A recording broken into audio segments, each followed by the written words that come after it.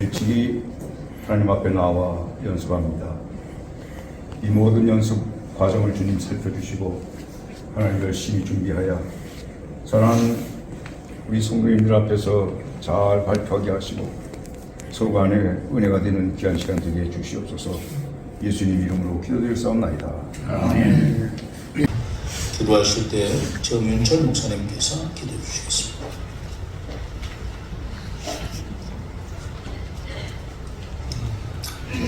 기도하겠습니다.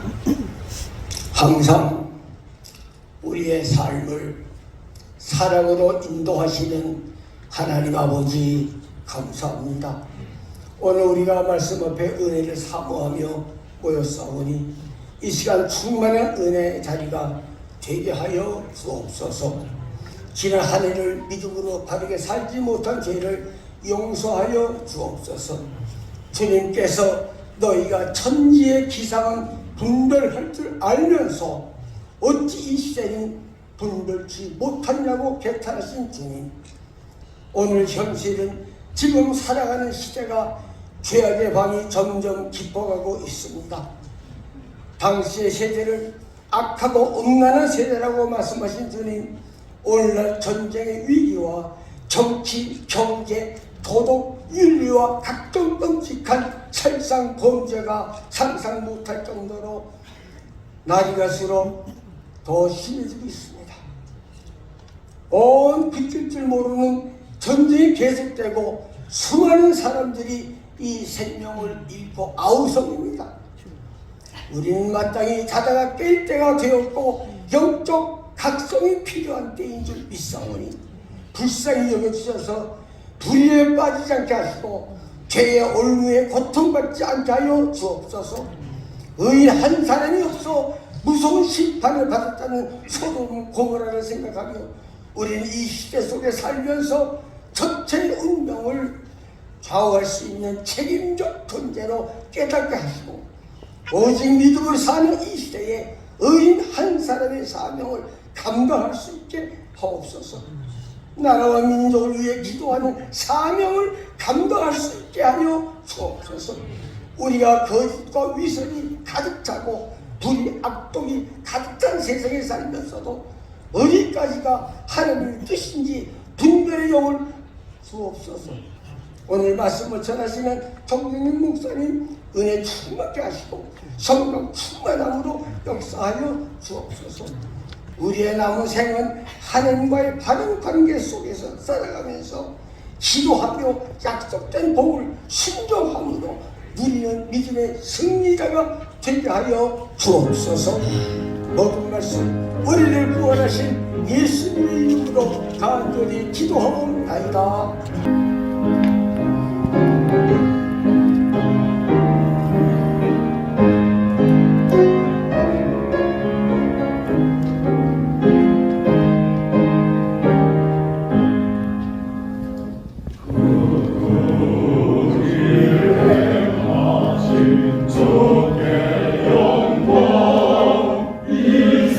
세상을 사랑해 주셨네.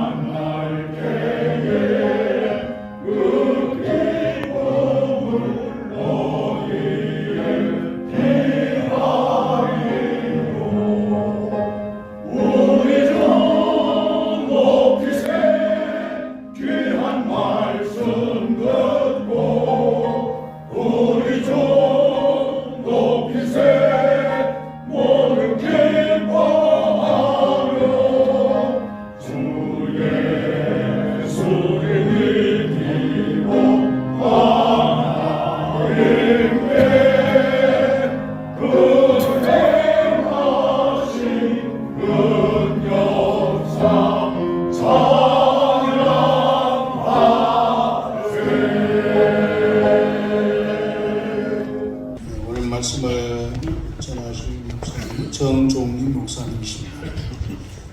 목사님은 금호중앙교회 또 중구에 있는 신광교회 사역하시고 심하셨고 베트남 선교협회 사무총장도 하셨습니다.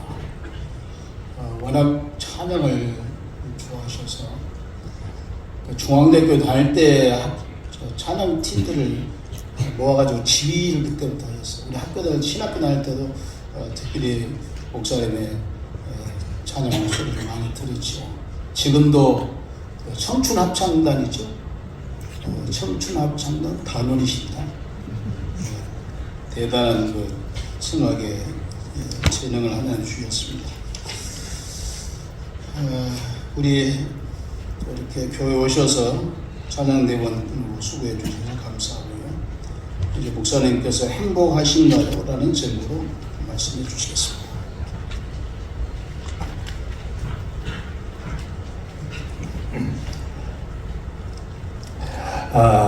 오늘 찬양대가 찬양을 부르셨는데 저도 찬양대원이기 때문에 마땅히 서서 찬양을 했어야 되는데 마침 말씀을 전할 수 있는 기회를 주셔서 뒤에서 찬양 소리만 들었습니다마는 얼마나 은혜가 되는지 말로 다 할 수가 없습니다.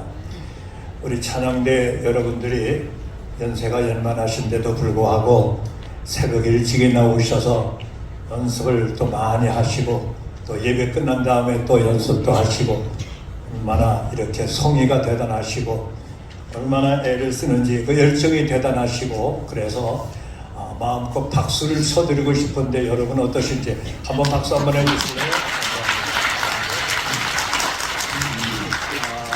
누가 뭐래도 그대는 꽃보다 아름다워 찬양의 열기를 품고 사는 바로 그대 바로 당신 바로 우린 참사람 이런 노래가 있습니다.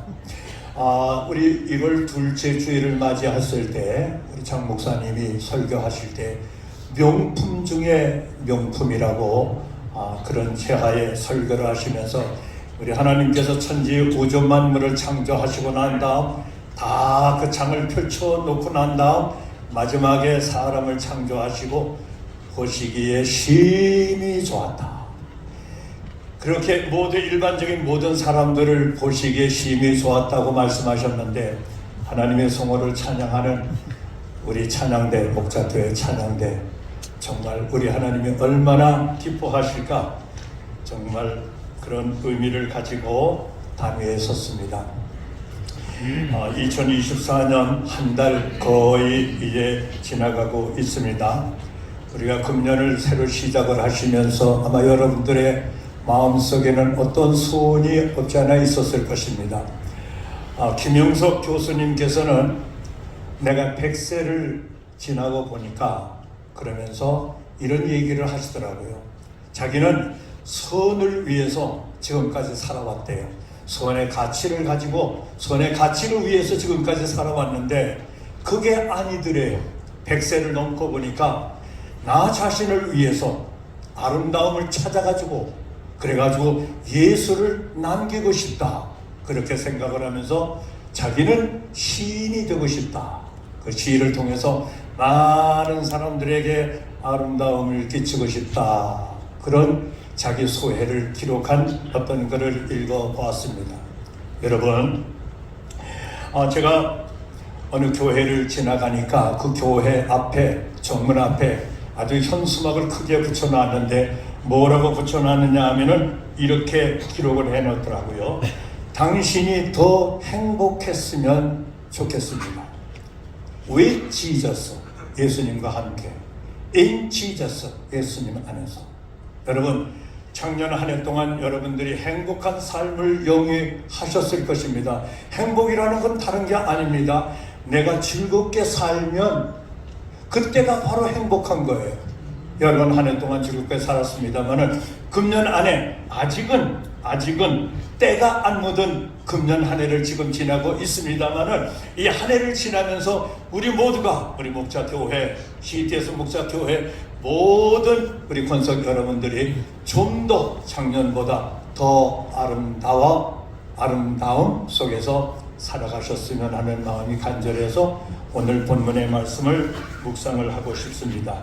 여러분, 행복이라는 게 뭐예요? 아까 제가 즐겁게 사는 게 행복이라고 그랬는데요, 다른 예를 들어보면 이런 뜻도 있을 거라고 생각합니다. 고속도로가 아주 꽉 막혔습니다. 이건 너무 답답해 죽겠는데 어렴풋이 어떤 길이 기억이 나서, 전에 지나갔던 기억이 나서 그 길로 빠졌더니 웬걸 한이결 그냥 뻥 뚫려가지고, 그래서 그 길로 달려갈 때의 그 마음, 그것이 바로 행복이 아닐까 말입니다. 여러분, 행복이라는 건 뭐 대단한 무슨 역사 그거 아니고 소소한 그렇지만 나에게 기쁨을 주는 어떤 삶, 우리들의 일상에서 느끼는 그러한 감정이 행복이 아닐까 그렇게 생각을 합니다. 우리가 행복을 위해서는, 행복한 삶을 살기 위해서는 몇 가지 단계가 있으리라고 생각을 하는데, 첫째는 뭐냐 하면은 어떤 일을 이루거나 어떤 일을 행할 때에 내가 주도권을 가지고 내가 그거를 만들어 갔을 때에, 그리고 어떤 열매가 좀 맺혀졌을 때, 그때 우리가 행복을 느껴요. 다른 사람의 의지에 의해서 억지로 하는 게 아니고 내가 스스로 무언가를 할 때에 거기서 느끼는 감정, 또 열매를 맺었을 때의 기쁨, 그게 행복이라고 생각합니다. 두 번째는 행복이 어디서 오느냐 하면은, 말하자면은 나에게서 어떠한 가능성이 느껴질 때, 비록 시작은 미약하지만 그러나 어떤 가능성, 발전성이 나에게 어떻게 느껴졌을 때에, 그때에 우리는 행복을 느끼게 됩니다. 내가 아무리 애써도 안 돼, 그럴 때는 우울하고 그래서 불행하지만 뭔가 그래도 발전적으로 금년 한 해 뭔가 달라지는 그런 모습이 느껴질 때, 거기서 우리는 행복을 느끼게 되는 것입니다. 한 걸음 더 나가서 세 번째 단계는 뭐냐 하면은 인간관계입니다. 지난번에 설교하신 목사님도 인간관계를 강조하셨습니다. 인간관계, 말하자면은 내가 다른 사람들과의 원만한 관계를 유지할 뿐만 아니라 긍정적인 관계를 맺어 나가게 될 때에 거기에서 우리는 행복을 느끼게 되는 것입니다. 저는 찬양대 들어온 지 얼마 안 됐어요. 몇 개월 안 됐는데 찬양대 대원 어떤 분이 저한테 그러더라고요. 목사님은 보배예요. 우리 찬양대의 보배예요. 그런 말씀을 하시더라고요. 얼마나 마음속에 울림이 있는지 인정해 주니까, 알아주니까, 칭찬해 주니까, 여겨 주니까 얼마나 기쁜지 몰라요. 얼마나 기쁜지 몰라요. 여러분, 우리가 이사야 43장에 보면은 거기에 그런 말씀이 있습니다. 네가 내 눈에 보배롭고 존귀하며, 네가 내 눈에 보기에, 하나님 눈에 보기에 보배롭고 존귀하다는 거예요. 그 말씀이 떠오르더라고요. 그러니까 그 목사님 말씀 한마디가 저한테 많은 울림이 되더라고요. 하나님도 나를 이렇게 보배롭게 여겨주시는구나. 그런데 그 말씀을 쭉 읽어보면 그런 말씀이 있어요. 두려워하지 말아라, 놀라지 말아라, 너는 내 것이라 말씀하시면서, 네가 물 가운데를 지날 때에 물이 침몰치는 못할 것이고, 네가 불 가운데로 지날 때에도 타지 아니할 것이다. 불꽃이 너를 사르지도 못하리니. 그런 말씀이 있어요. 우리 하나님께서 우리를 보배로 여기시니까, 보배와 같이 여겨주시니까, 우리가 비록 어떻게 잘못해가지고 실수해가지고 어떤 여건상 잘못돼가지고 물 가운데로 지나는 위험과 불 가운데로 지나는 어떤 환난을 겪는 그 순간에도 우리 하나님이 함께 하셔서 아무런 일 당하지 아니하도록 돌보아 주신다는 말씀이 얼마나 이렇게 깨달을 주더라고요. 그 목사님 감사합니다. 그 목사님 말씀해 주시는 게 이렇게 떠오르더라고요.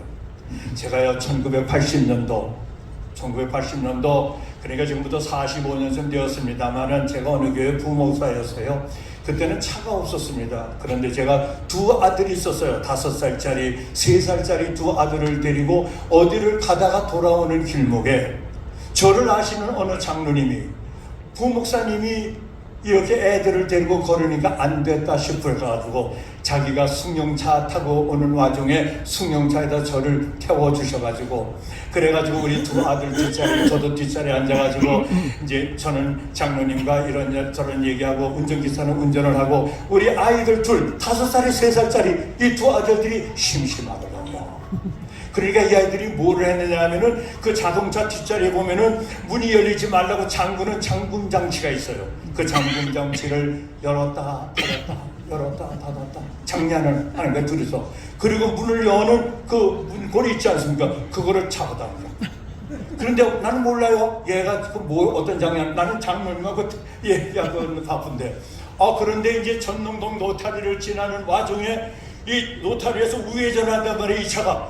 우회전을 확 도는데 문이 열려 있는 상태는 몰랐잖아요. 문이 확 열리면서 아들 둘이 날아가는 거예요. 로타리에서 다 날아갔어요. 운전기사가 이제 깜짝 놀라가지고는 큰 아들을 안고 오고 나도 깜짝 놀라가지고 둘째 아들을 안고 차 안에 가지고 얼른 병원을 갔는데요. 그렇지도 않아요. 우리 하나님께서 시편 34편 20절에 이런 말씀을 기록해 놓으셨어요. 뼈를 보호하시며 하나도 꺾이지 아니하는도다.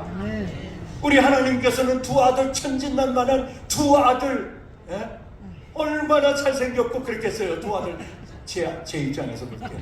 이 아들이 한꺼번에 밖으로 노타리에서 달리는 차 속에서 날아갔는데요. 아무렇지도 않아요.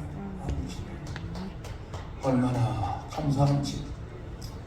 이런 어려운 사건을 겪고 난 다음 그해 저는 영락교회에 부름을 받았습니다. 영락교회는 그 당시 제가 33살이었어요. 영락교회에 저보다 앞선 목사님들은 연세가 얼마냐 하면은 43세, 바로 제 앞에 계신 분들이 43세예요. 저는 33세예요. 제가 영락교회에 이제 이렇게 소개가 되니까 영락교회 장로님들이 그러시더래요. 저 33살짜리가 뭘 할 수 있다고. 여기는 우리 영락교회는 정말로 개척교회를 한다든지 아니면 어디 시무했던 목사님을 모시는 우리 부목사인데 3,000명의 그 교인들을 한 교회에서 거느려야 되는데 저 아무 단임 경험도 없는 저 부목사 아직 애숙이. 그때 박조전 목사님이 저도 30대 초에 영락교회 오지 않았나요? 그런 얘기를 하시면서 저를 받아주셨어요. 그래서 영락교회에서 사역을 했고요. 그리고 영락교회에서 이제 그 해에 우리 하나님께서 저에게 아내를 통하여서 딸을 낳도록 하시더라고요. 아들만 둘이었었는데 그 어려운 일을 겪고 난 다음에 딸을 주시더라고요. 얼마나 하나님께서 저에게 그 어려움 속에는 나는 이제 죽었다. 나는 이제 두 아들 잃었다. 이제 절망하는 그 상황인데도 우리 하나님께서 그렇게 보배같이 여겨주셔가지고 오늘 본문의 말씀을 보니까 여러분 같이 보셨지요.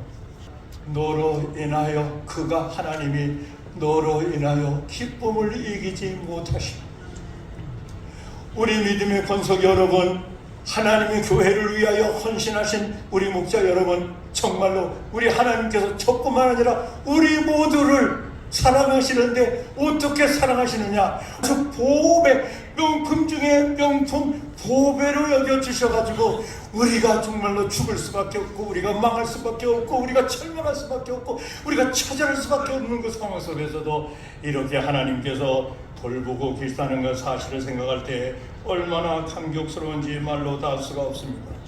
우리 하나님께서 기뻐하시는 것은 저와 여러분들이십니다. 하나님은 나를 기뻐하시고요. 내가 열심히 사는 모습을 하나님이 기뻐하시고요. 내가 목회 사역을 위하여 불철주야 노력하는 것을 하나님이 보시기에 좋아하시고요. 내가 이곳에서 목자교회 이곳에서 예배 드리는 모습을 하나님이 기뻐하시고요. 정말 우리가 어디에서 무엇을 하든지 간에 복음을 가지고 믿음의 양심을 가지고 우리가 열심히 살아가는 우리가 죽을 때까지 열심히 살아가는 그 모습을 보시고 우리 하나님이 보배같이 여겨주셔가지고 은혜를 베푸시기를 원하시고 평강 주시기를 원하시고 여러분 이런 하나님과의 우리와의 관계 얼마나 행복한가요? 여러분 행복이에요. 여러분 행복하십니까? 제가 이렇게 제목을 넣어서 여러분 행복하십니까? 행복하셔야 합니다.